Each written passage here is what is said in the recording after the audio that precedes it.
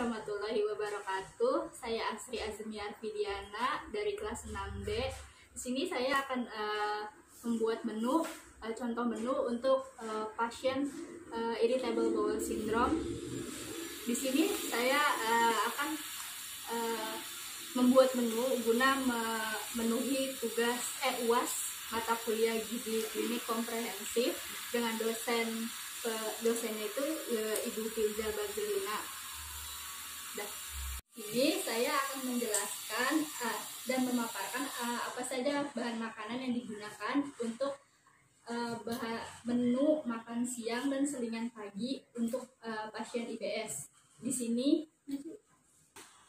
sini ada 70 gram bayam, ada 50 gram dada ayam, 30 gram wortel.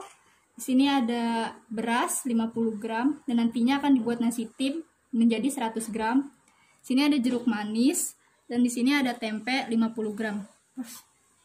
Nah, di sini ada tepung kentang dan di sini ada belum. Ada menu untuk selingan pagi untuk pasien IBS yaitu pancake pisang. Yang pertama ini bahannya ada tepung, yang kedua tepungnya ini 50 gram, telurnya 55 gram, lalu ada pisang ini sekitar 50 gram dan jus alpukatnya itu 90 gram.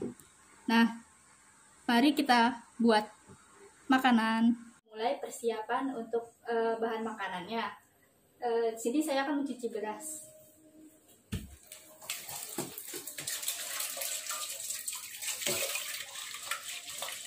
Berasnya dicuci dengan bersih, lalu airnya akan dibuang.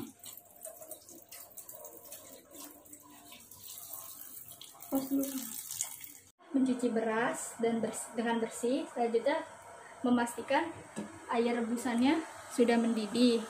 Nah, setelah itu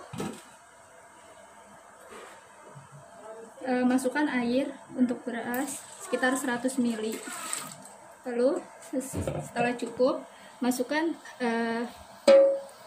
ke panci yang sudah dikukus.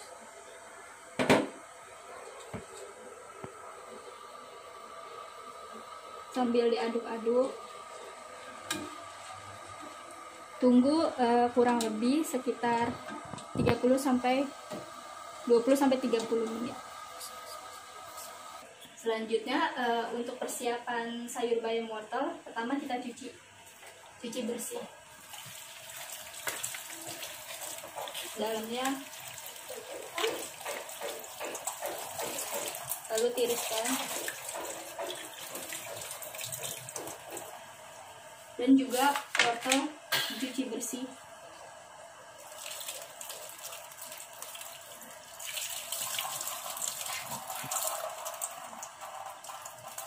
Lalu tiriskan.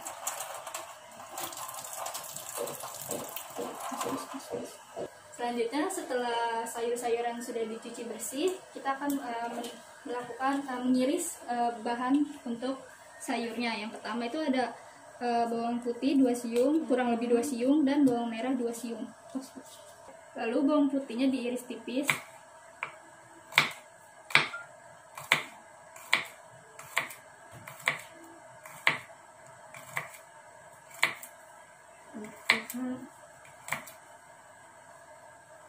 Diiris tipis-tipis kurang lebih, dan juga bawang merahnya diiris tipis.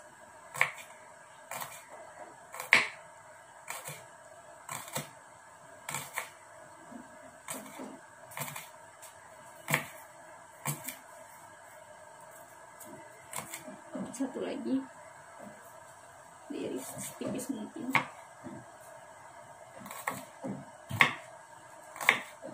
Bawang merah dan bawang putih ini digunakan untuk menumis sayur bayam wortel.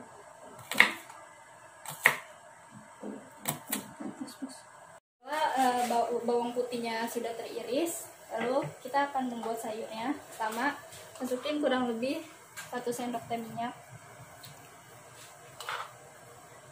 untuk menumis bawang. Lalu jika sudah mulai panas, masukkan bawang putihnya dan bawang merah. untuk menumis sayur bayam wortel.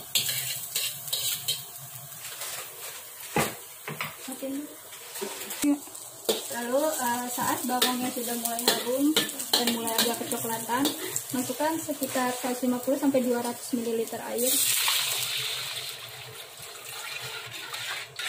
Lalu masukkan sayur bayamnya.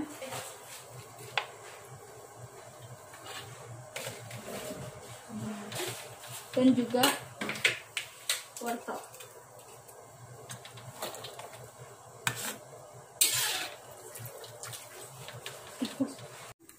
Aduk-aduk sayur, ditumis sampai wortel dan sayur bayamnya matang.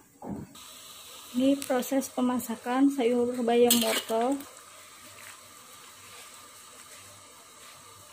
Tunggu sampai sedikit wortelnya mulai lunak. Dan ini nasi timnya sambil diaduk-aduk.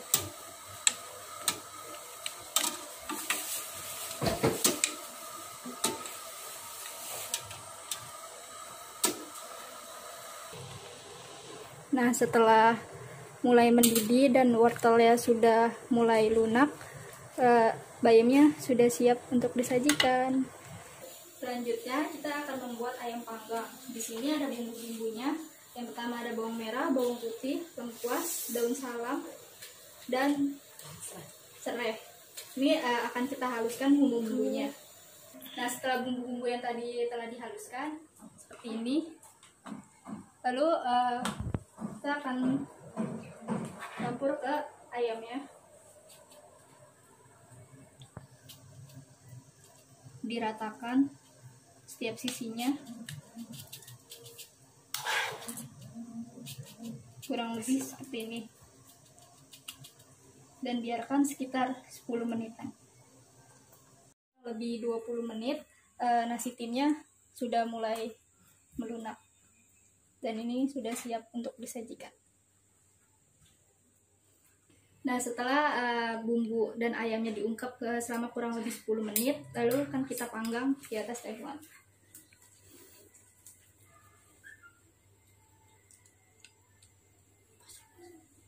Setelah ayamnya sudah dimasukkan ke dalam teflon, lalu tutup sebentar, kurang lebih 2 menit atau 1 menit.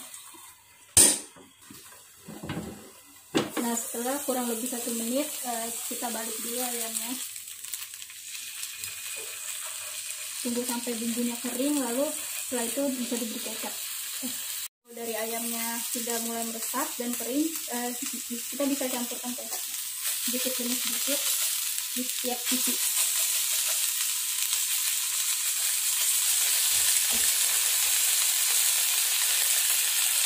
Lalu tutup sebentar. Lalu kita balik ke sisi selanjutnya, sisi belakang. Kita lakukan hal yang sama, itu beri kecap di seluruh sisi. Pastikan seluruh sisinya juga sudah terkena kecap. Nah, setelah itu kita tunggu sekitar 1-2 menit. Yang sudah digoreng tadi sudah mulai kecoklatan. Kita akan membuat selingan pagi untuk pasien IBS, yaitu pancake pisang. Pertama, sini sudah ada tepung, lalu kita masukkan sekitar setengah sendok teh garam, aduk sampai tercampur. Oh iya, tepungnya ini 50 gram. Lalu jika sudah diaduk dan rata, setelah diaduk rata dengan gula, lalu masukkan telur ke adonan. Aduk sampai pancake-nya tercampur, tepungnya tercampur.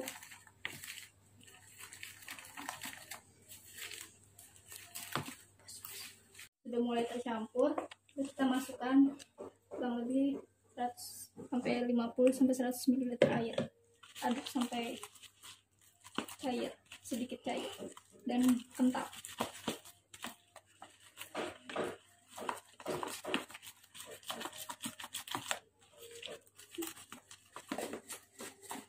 Setelah diaduk dan sudah mulai mengental dan tercampur, kita bisa panaskan teflon.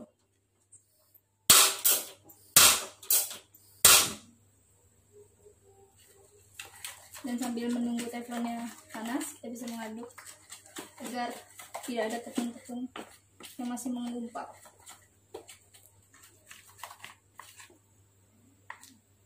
Oke, sudah seperti ini, sudah bisa untuk kita pancake-nya, adonan pancake-nya di teflon. Setelah pan-nya sudah mulai panas, kita bisa masukkan adonan pancake-nya.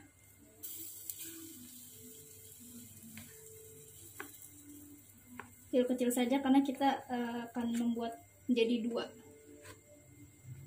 pancake agar tidak terlalu tebal dan tidak terlalu tipis. Sekitar 1-2 menit dan bagian atasnya sudah mulai terlihat sudah tidak terlalu mentah. Lalu bisa kita balik secara perlahan.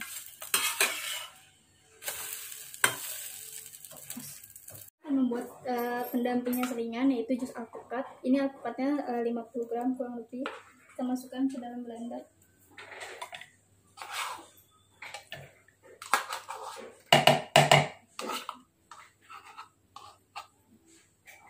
Lalu tambah dengan setengah sendok teh gula atau 6 gram kurang lebih.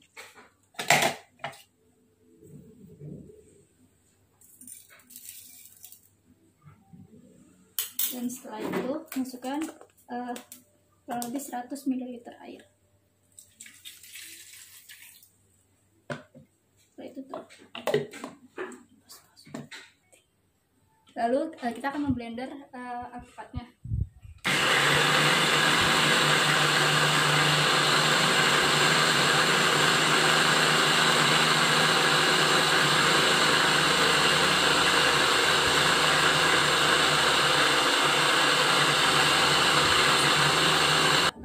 Sudah selesai di blender dan dengan tekstur yang cukup kental namun tidak terlalu kental, sudah bisa dan tidak ada, sudah halus, bisa kita sajikan.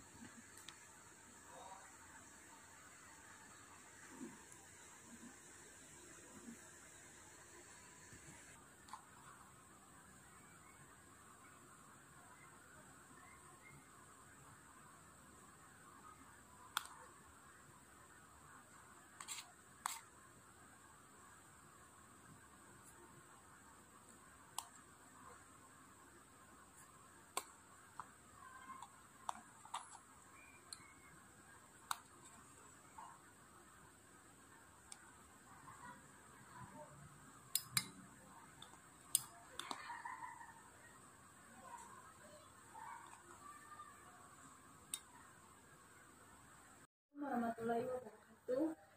Di sini saya akan setelah kegiatan memasak tadi, saya akan mempresentasikan hasil masakannya.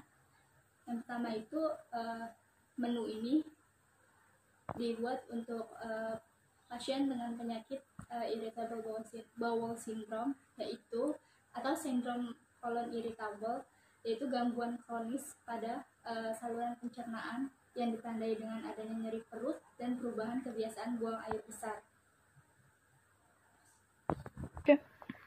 Sekilas tentang IBS. Nah, dampak dari IBS itu ternyata juga cukup mengganggu, seperti penurunan kualitas hidup, produktivitasnya juga menurun, dan dampak buruknya juga bisa mengalami kematian.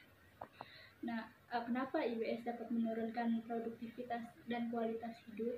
Karena adanya dismotilitas dari saluran gastrointestinal yang bisa menyebabkan ketidaknyamanan pada pasien. Nah, biasanya tuh timbulnya itu tanpa adanya gejala dan bukan dan langsung pasiennya tuh tiba-tiba bisa langsung terkena.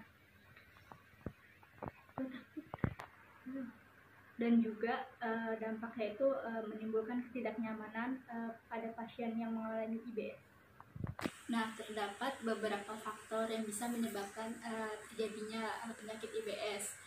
Yang pertama tuh karena intoleransi makanan, ada gangguan mobilitasnya, ada usus, abnormalitas sensoris, dan adanya hipersensitivitas visceral.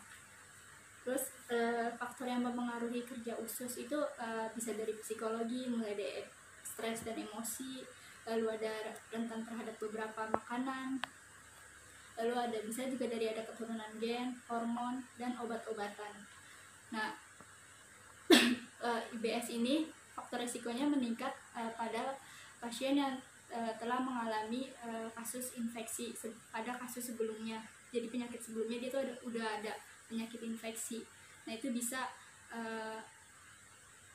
menimbulkan faktor risiko dari adanya IBS. Selain faktor risiko IBS, selain karena adanya kasus infeksi sebelumnya, juga ada juga itu gangguan stres pasca trauma, terus ada kecemasan dan depresi.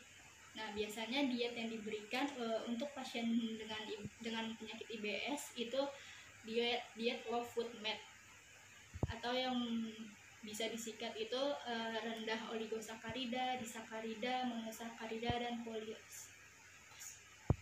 Nah, dari diet low food MAD ini juga disarankan untuk menerapkan pola makan yang secara teratur, mulai dari sarapan, selingan, makan siang, selingan sore, dan makan malam.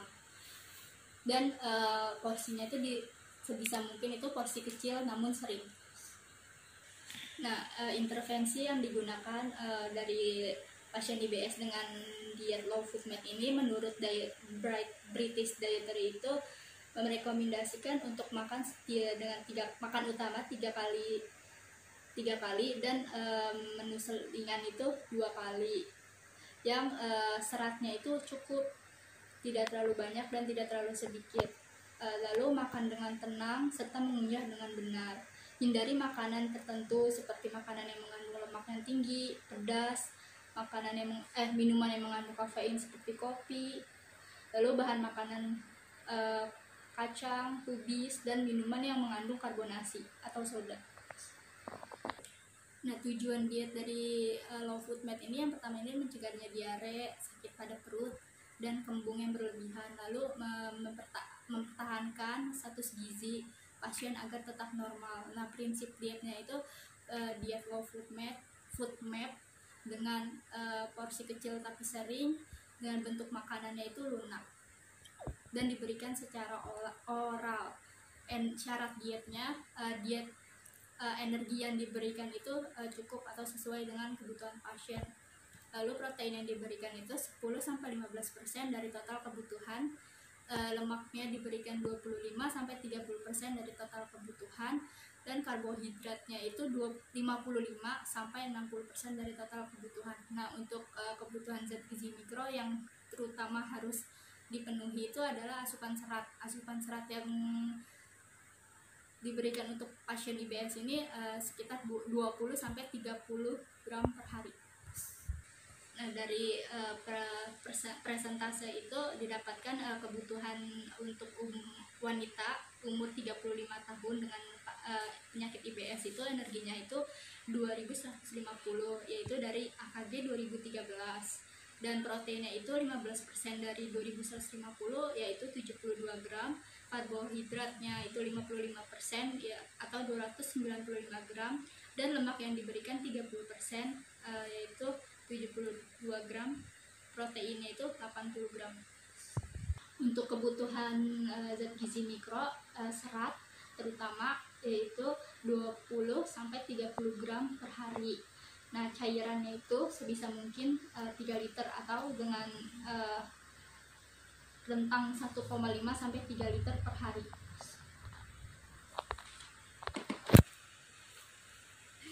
Nah, setelah ini dan saat sekarang saya akan menjelaskan menu apa saja yang akan diberikan untuk pasien IBS. Di sini saya membuat contoh menu untuk makan siang. Yang pertama itu ada nasi tim 100 gram, lalu ada ayam panggang, ayamnya itu 40 gram, tempenya itu tempe goreng 50 gram, jeruk, dan sayur bayam wortel yaitu 100 gram. Ya. Dan air putih. Nah, untuk dalam satu kali makan siang ini total energinya itu yaitu 500 kilokalori dengan proteinnya 22 gram, lemaknya itu 20 gram, dan karbohidratnya 52 gram. Dan untuk kebutuhan mikro dari contoh menu makan siang ini yaitu 5 gram serat. Ya. Dan ini adalah contoh selingan pagi untuk pasien IBS. Yaitu ada pancake pisang, ini pakai tepung kentang dan pisang dan sedikit gula. Lalu di sini ada jus alpukat untuk minumannya. Ya. Dan juga ada air putih agar kecukupan cairannya tetap terpenuhi. Nah, dalam satu selingan ini didapatkan total energi yaitu 336 kilokalori dari total ini, dengan proteinnya 7,5 gram, lemaknya 10 gram, karbohidratnya 61 gram, dan seratnya itu sekitar 4 gram. Selanjutnya saya akan menjelaskan mengapa memilih bahan makanan untuk menu pasien IBS. Yang pertama itu kenapa memilih tepung kentang, karena kandungan gizi pada tepung kentang itu yaitu bebas dari lemak jenuh, terus sodium dan natriumnya rendah, dan merupakan produk gluten free yang baik untuk dikonsumsi pada pasien IBS. Selanjutnya itu ada pisang.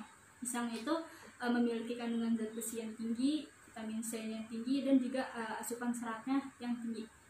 Terus di dalam pancake ini juga kan ada telur. Telur itu mengandung protein yang tinggi, dan di telur juga memiliki kandungan vitamin A yang cukup baik, yang sangat baik untuk sistem imun pada penderita penyakit IBS.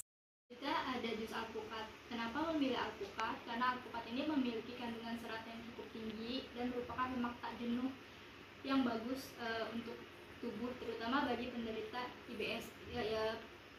Jus alpukat ini tidak menggunakan kental manis, namun hanya menggunakan sedikit gula atau sekitar 6 gram. Saya akan menjelaskan tentang pemilihan bahan makanan makan siang, terutama untuk pasien IBS. Yang pertama ini ada nasi tim. Kan tadi prinsipnya itu menggunakan makanan yang lunak ya. Jadi diberikan nasi tim agar tidak terlalu memberatkan kerja dari usus. Dan juga nasi tim ini sebagai sumber energi utama. Lalu ada ayam panggang. Ayam ini memiliki kandungan protein yang cukup tinggi, serta memiliki kandungan vitamin C dan B1 yang cukup baik. Di sini juga ada sayur bayam wortel. Diketahui juga bahwa wortel itu tinggi akan vitamin C, vitamin A, dan di bayam itu juga memiliki kandungan vitamin A, vitamin C, dan magnesium yang cukup tinggi yang berfungsi untuk imunitas tubuh bagi pasien IBS. Selanjutnya juga ada jeruk. Jeruk ini memiliki kandungan vitamin C yang cukup tinggi dan juga memiliki kandungan serat yang cukup tinggi untuk membantu proses penyembuhan pada pasien IBS. Dan yang terakhir ada tempe. Tempe ini mengandung isoflavon. Isoflavon itu sebagai antioksidan dan probiotik yang dalam tempe yang baik untuk pertumbuhan bakteri baik juga di saluran pencernaan, terutama pada pasien yang mengalami IBS. Sekian pemaparan mengenai IBS, mulai dari apa sih IBS itu, terus dampaknya apa pada pasiennya, lalu faktor risikonya itu apa aja, dan juga diet yang akan diberikan pada pasien IBS itu apa, mulai dari kebutuhannya, prinsipnya, tujuannya, dan syaratnya. Dan dari diet yang diberikan itu apa sih intervensinya yang akan diberikan itu juga sudah disampaikan. Nah, dan ini merupakan contoh makanan yang bisa dikonsumsi untuk penderita IBS, mulai dari makan siangnya dengan nasi tim, ayam panggang, tempe, sayur bayam wortel, dan jeruk. Dan jangan lupa dengan kecukupan dari mineralnya atau air putih. Terus juga untuk selingannya juga ada pancake pisang, tapi tepungnya dengan menggunakan tepung kentang ya, dan jus alpukat yang juga tinggi akan kandungan seratnya. Dan juga sudah dijelaskan kenapa alasan pemilihan bahan makanan dan total dari kebutuhan makan siang dan selingan pagi. Nah, dari pemaparan itu sekian dari saya, kurang lebihnya mohon maaf. Assalamualaikum warahmatullahi wabarakatuh.